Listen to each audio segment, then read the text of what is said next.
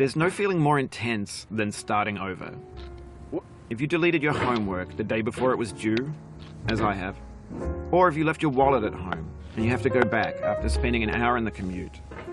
If you won some money at the casino and then put all your winnings on red but it came up black. If you got your best shirt dry cleaned before a wedding and then immediately dropped food on it. If you won an argument with a friend and then later discovered that they just returned to their original view. Starting over is harder than starting up. If you're not ready for that, like if you've already had a bad day, then what you're about to go through might be too much. Feel free to go away and come back. I'll be here. Alright, thanks for coming with me on this trip. And I'll understand if you have to take a break at any point. Just find a safe place to stop and quit the game. Don't worry, I'll save your progress, always, even your mistakes. This game is a homage to a free game that came out in 2002, titled Sexy Hiking.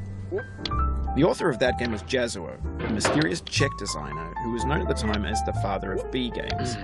And B games are rough assemblages of found objects. Designers slap them together very quickly and freely, and they're often too rough and unfriendly to gain much of a following. They're built more for the joy of building them than as polished products. In a certain way, Sexy Hiking is the perfect embodiment of a B game. It's built almost entirely out of found and recycled parts, and it's one of the most unusual and unfriendly games of its time. In it, your task is simply to drag yourself up a mountain with a hammer. And that act of climbing, in the digital world or in real life, has certain essential properties that give the game its flavor. No amount of forward progress is guaranteed. Some cliffs are too sheer or too slippery. And the player is constantly, unremittingly in danger of falling and losing everything. Anyway, when you start Sexy Hiking, you're standing next to this dead tree that blocks the way to the entire rest of the game. It might take you an hour to get over that tree, and a lot of people never got past it. You prod and you poke at it, exploring the limits of your reach and your strength, trying to find a way up and over. And there's a sense of truth in that lack of compromise. Most obstacles in video game worlds are fake. You can be completely confident in your ability to get through them once you have the correct method or the correct equipment or just by spending enough time. In that sense, every pixelated obstacle in Sexy Hiking is real. The obstacles in Sexy Hiking are unyielding, and that makes the game uniquely frustrating. But I'm not sure Jazuo intended to make a frustrating game. The frustration is just essential to the act of climbing, and it's authentic to the process of building a game about climbing. A funny thing happened to me as I was building this mountain. I'd have an idea for a new obstacle, and I'd build it, test it, and it would usually turn out to be unreasonably hard. But I couldn't bring myself to make it easier. It already felt like my inability to get past the new obstacle was my fault, as a player rather than as a builder. Imaginary mountains build themselves from our efforts to climb them, and it's our repeated attempts to reach the summit that turns those mountains into something real. When you're building a video game world, you're building with ideas, and that can be like working with quickset cement. You mold your ideas into a certain shape that can be played with, and in the process of playing with them, they begin to harden and set until they're immutable, like rock. And at that point, you can't change the world, not without breaking it into pieces and starting fresh with new ideas. For years now, people have been predicting that games would soon be made out of prefabricated objects, bought in a store and assembled into a world. And for the most part, that hasn't happened, because the objects in the stores are trash. I don't mean they look bad or that they're badly made, although a lot of them are. I mean they're trash in the way that food becomes trash as soon as you put it in the sink. Things are made to be consumed and used in a certain context, and once the moment is gone, they transform into garbage. In the context of technology, those moments pass by in seconds. Over time, we've poured more and more refuse into this vast digital landfill that we call the internet. It now vastly outnumbers and outweighs the things that are fresh and untainted and unused. When everything around us is cultural trash, trash becomes the new medium, the lingua franca of the digital age. And you can build culture out of trash, but only trash culture. B games, B movies, B music, B philosophy. Maybe this is what digital culture is. A monstrous mountain of trash, the ash heap of creativity's fountain. A landfill with everything we ever thought of in it. Grand, infinite, and unsorted. There's 3D models of breakfast, Gen X's fanfic novels, scan magazines, green screen Shia LaBeouf, banned snuff scenes on LiveLeak. Facebook's got lifelike bots with unbranded adverts and candid shots of Kanye and Taylor Swift mashups, car crash epic failed GIFs, Russian dashcam vids, discussions of McRibs, discarded, forgotten, unrecycled, muddled, rotten, untitled. Everything's fresh for about 6 seconds, until some newer thing beckons, and we hit refresh. And there's years of persevering, disappearing into the pile, out of style, out of sight. In this context, it's tempting to make friendly content that's gentle, that lets you churn through it but not earn it. Why make something demanding if it just gets piled up in the landfill, filed in with the bland things? When games were new, they wanted a lot from you. Daunting you, taunting you, resetting and delaying you. Players played stoically. Now everyone's turned off by that. They want to burn through it quickly, a quick fix for the fickle, some tricks for the clicks of the feckless. But that's not you, you're an acrobat. You could swallow a baseball bat. Now I know, most likely you're watching this on YouTube or Twitch, while some dude with 10 million views does it for you. Like a baby bird being fed chewed up food. That's culture too. But on the off chance that you're playing this, what I'm saying is, trash is disposable, but maybe it doesn't have to be approachable. What's the feeling like? Are you stressed? I guess you don't hate it if you got this far. Feeling frustrated? It's underrated. An orange is sweet, juicy fruit locked inside a bitter peel. That's not how I feel about a challenge. I only want the bitterness. It's coffee. It's grapefruit. It's licorice. It feels like we're closer now. Composer and climber, designer and user. You could have refused, but you didn't. There was something in you that was hidden, that chose to continue. It means a lot to me that you've come this far, endured this much. Every wisecrack, every insensitivity, every setback you've forgiven me is a kingly gift that you've given me. We have the same taste, you and I.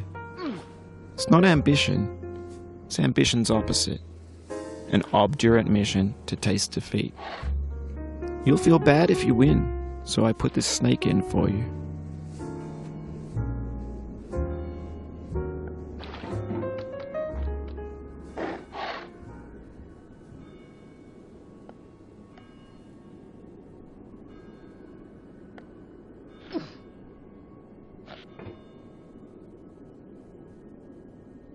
Oh.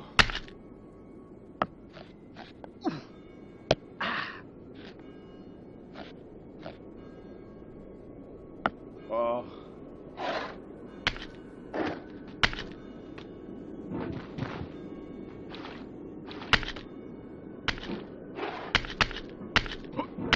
Have you thought about who you are in this?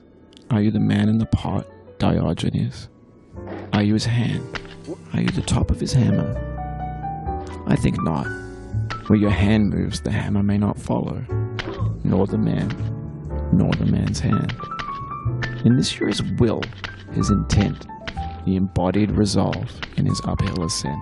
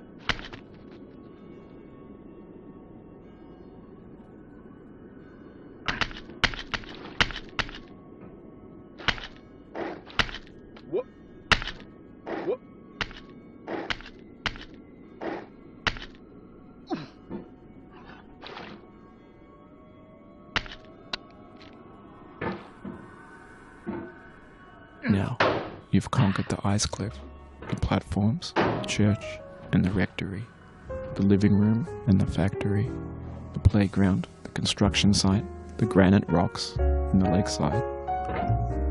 You've learned to hike. There's no way left to go but up. In a moment, I'll shut up. But let me say, I'm glad you came.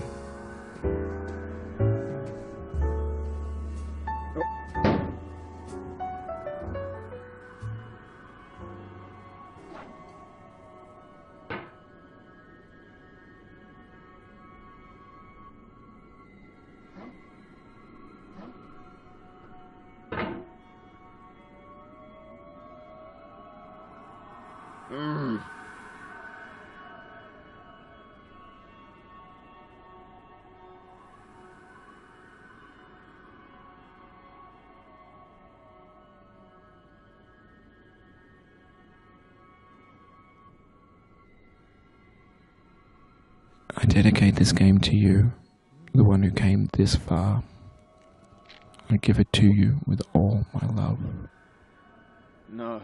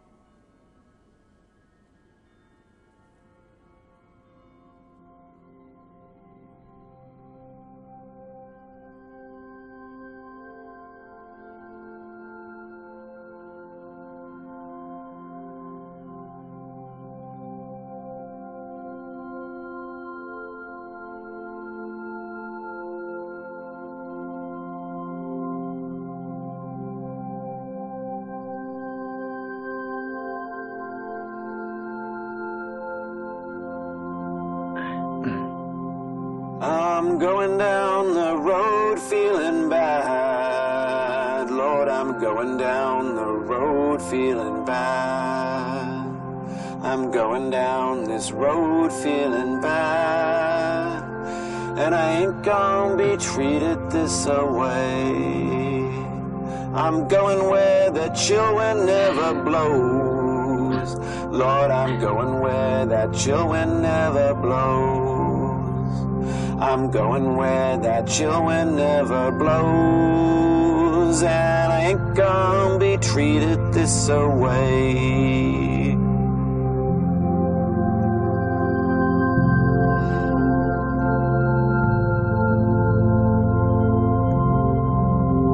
I'm going where the climate suits my cauldron. I'm going where my cauldron's never cold. I'm going where the climate suits my cauldron. I ain't gonna be treated this away.